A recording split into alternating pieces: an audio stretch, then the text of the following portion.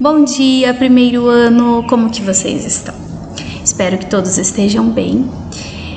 Estamos aqui hoje para trabalhar mais um pouquinho com a nossa literatura, início do quinhentismo aqui no Brasil, ano de 1500 a 1600, onde nós vamos abordar hoje um pouquinho sobre a literatura jesuítica, que vocês encontram na página 42, para fazer as anotações que vocês julgarem importantes, para vocês grifarem a parte que vocês acham que vale a pena grifar, e também lá na página 45, a gente vai trabalhar hoje 45 e 46, que fala sobre os retratos da colonização africana. Então, gente, como nós estamos trabalhando com o quinhentismo, né, eu quero que vocês lembrem da aula passada, que na aula passada a gente trabalhou esse conceito do quinhentismo, né, que foi toda a obra produzida do ano de 1500 até o ano de 1600 e que aborda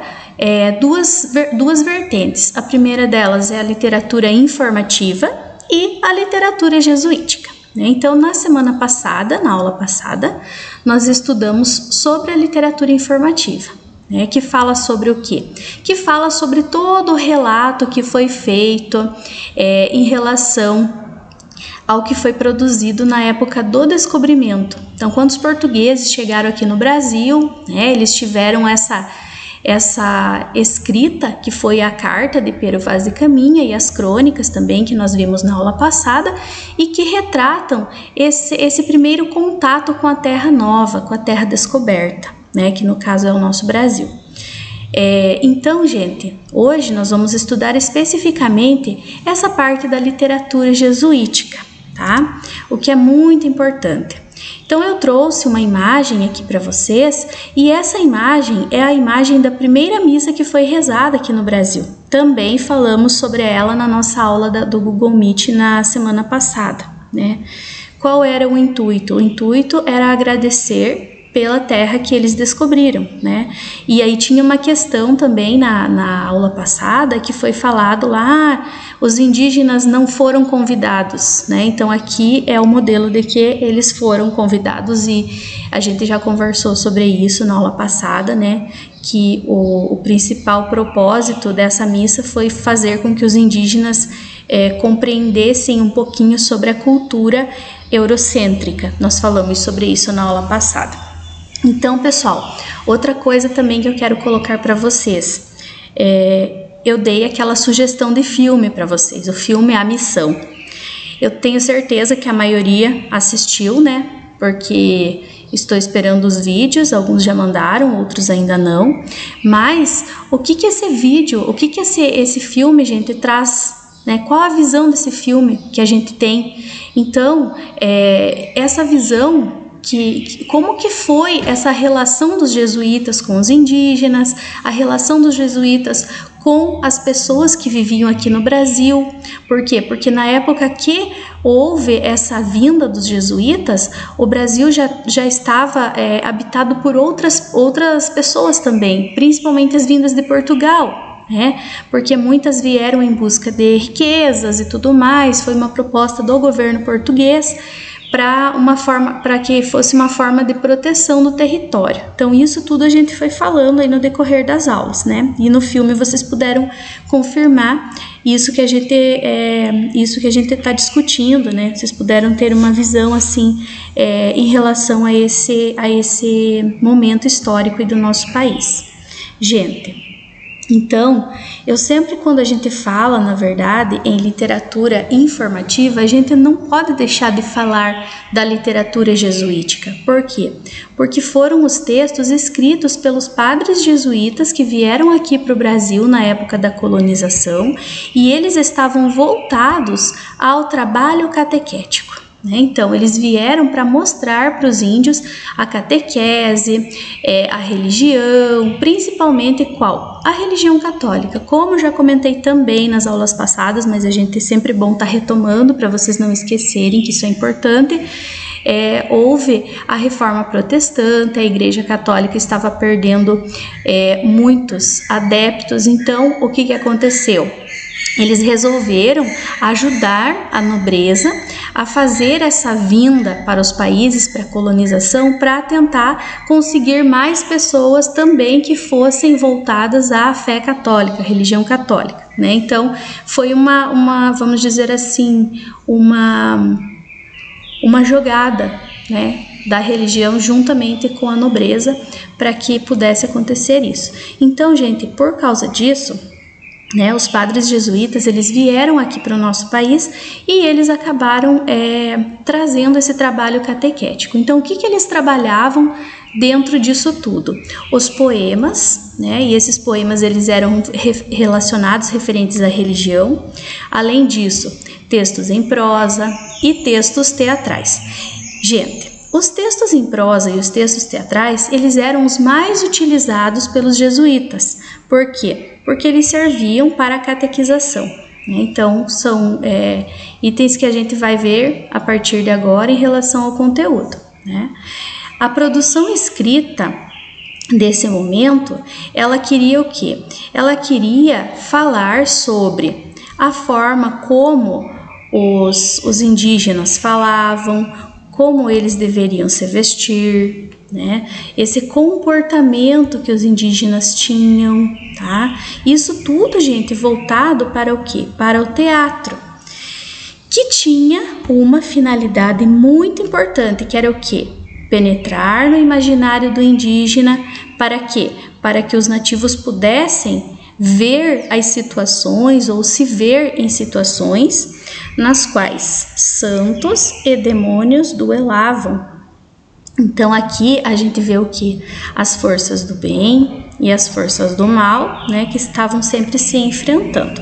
Então, gente, imaginem, né, os índios, eles não tinham essa cultura eurocêntrica, eles não tinham essa criação na religião, né? Eles acreditavam em deuses, acreditavam nas forças da natureza, acreditavam em seus próprios conceitos, né? Então, quando os jesuítas chegaram, eles, por meio da escrita, por meio das peças teatrais, por meio da prosa, eles tentaram mostrar para o índio que se ele pensasse da maneira como ele estava pensando, era errado. Por quê?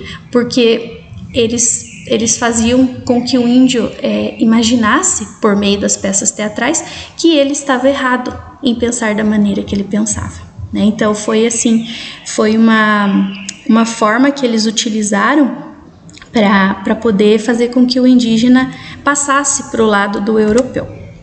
Então, gente, qual era a maior preocupação neste momento da literatura jesuítica? Moralizar os costumes dos brancos e também, olha isso aqui, ó, converter as tribos indígenas à fé católica, né? Então essas eram as principais preocupações. Então eles queriam fazer com que os índios tivessem costumes de brancos e fizessem com que os índios acreditassem e crescem e fossem adeptos da fé católica.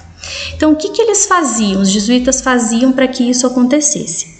Eles se integravam às comunidades indígenas, então eles entravam lá na comunidade indígena e eles aprendiam o que eles precisavam para fazer essas intervenções que eles fariam, né? Então eles aprendiam o idioma daquela tribo, eles aprendiam os hábitos de vida daquela tribo para que eles ficassem conhecidos e os indígenas confiassem neles.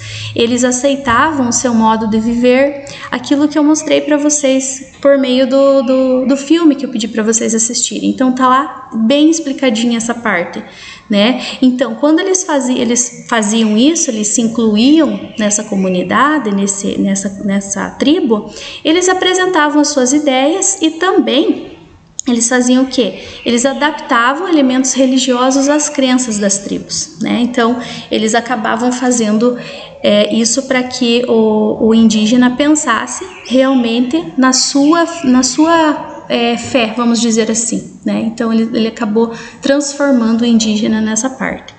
E com tudo isso, ele trazia uma visão dualista da espiritualidade.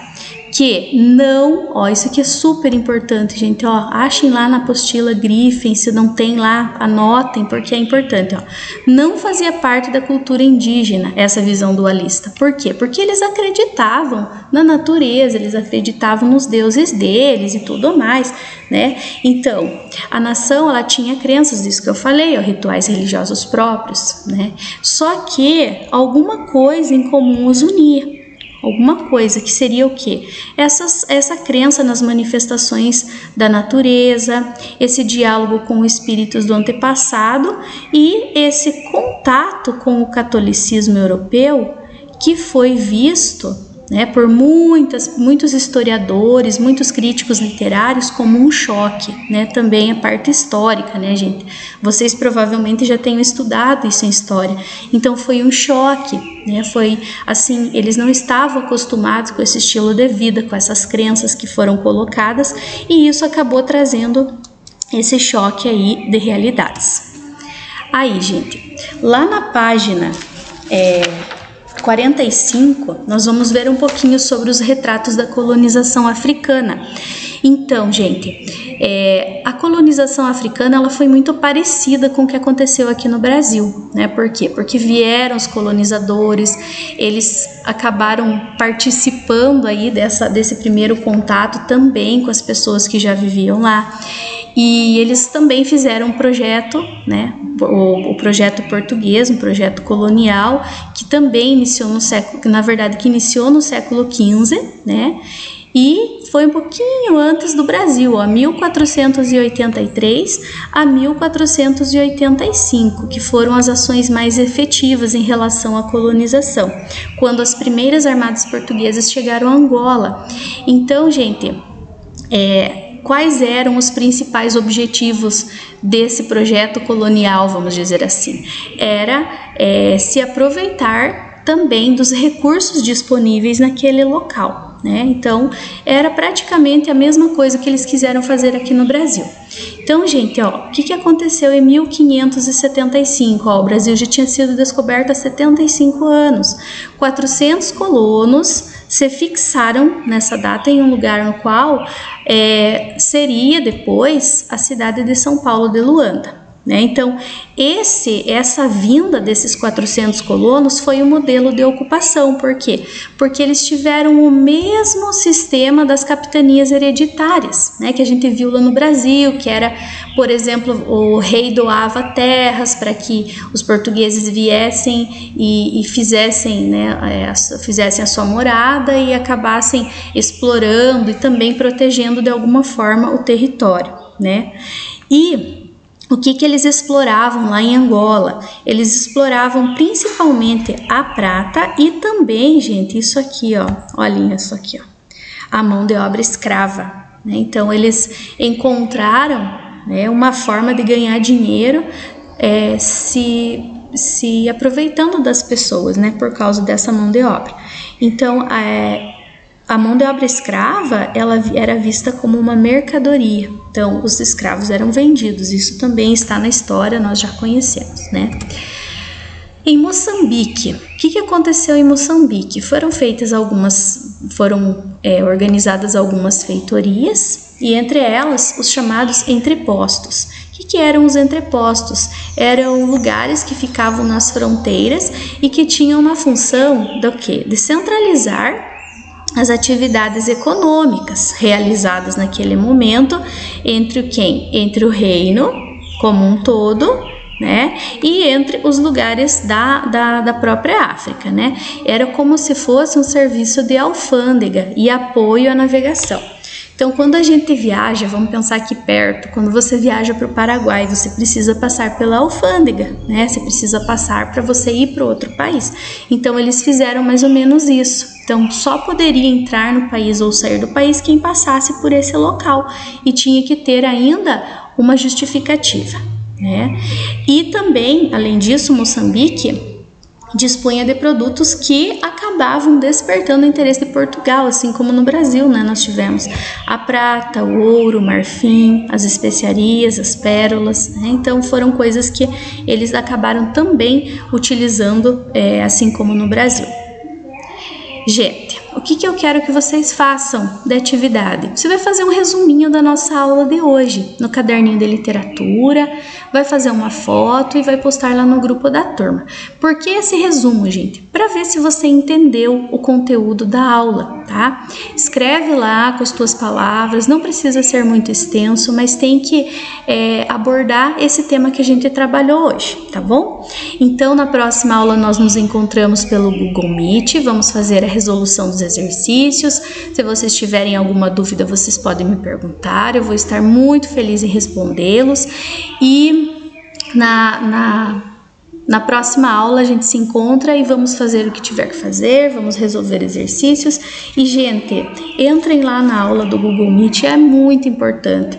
Eu fico tão feliz de ver quando a maioria entra, tá? Então não deixem de assistir, é importante, a gente resolve exercícios, a gente conversa, eu posso escutar a voz de vocês, eu posso vê-los.